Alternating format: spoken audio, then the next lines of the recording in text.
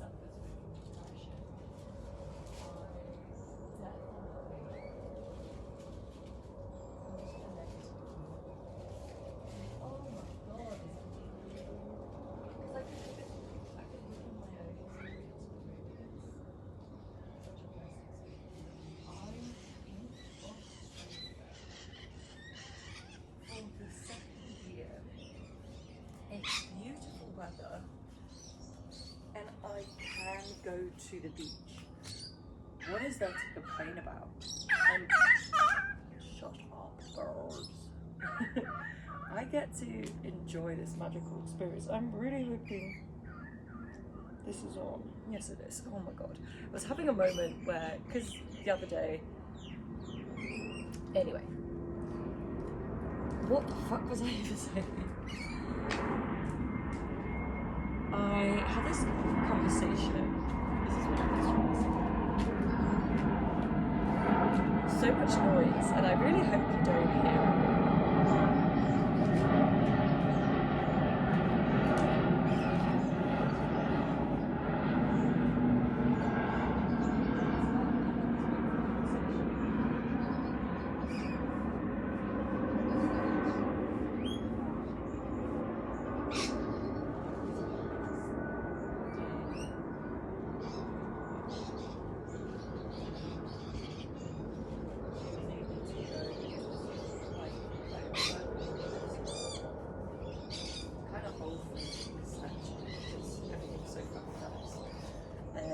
And we have bougie stuff as well. But she was so radiant and excited to be able to go do her shopping by herself, independently, and it makes me emotional. And because I had that conversation with her, and because I've had the guy that I was seeing, his mum now has lung cancer, and actually quite a few people whose parents have had cancer or passed away, or people in general are not necessarily able-bodied people. And I just like snapped. I was like, come on, Billy. You can't be bothered to get on a train to go to the beach? It's such a privilege that you're able to just do that. It was a bit of a wake-up call, because it was a very beautiful conversation. It was just like, no one really knows what they've lost until their body's failing them. And my housemate's partner has fallen and like injured her arm, and it's really like taken its time to heal. Like I knew she had to do it, and she was just saying how like I should have been looking after my body better, should have been going to the gym, because it won't take so long to heal. And it kind of just reframed a lot of things for me, because I think we all use this in, well, us women, a lot of us use it as a punishment, or B, it's a form of just like aesthetics.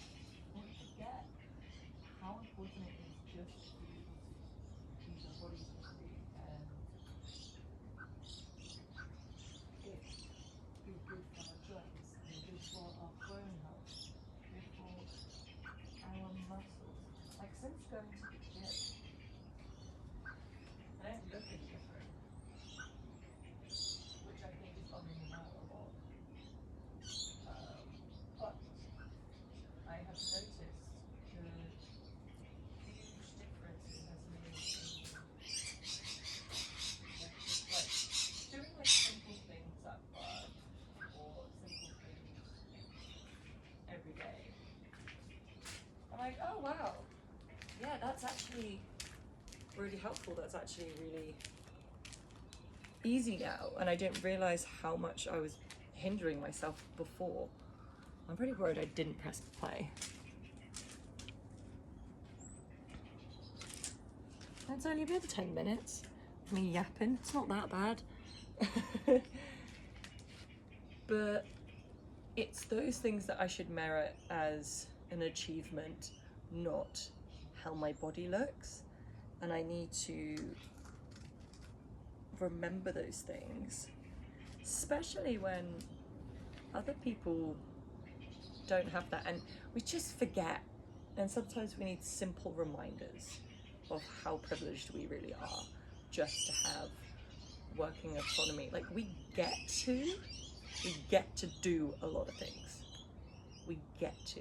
We don't have to. We don't should this and I have to do that.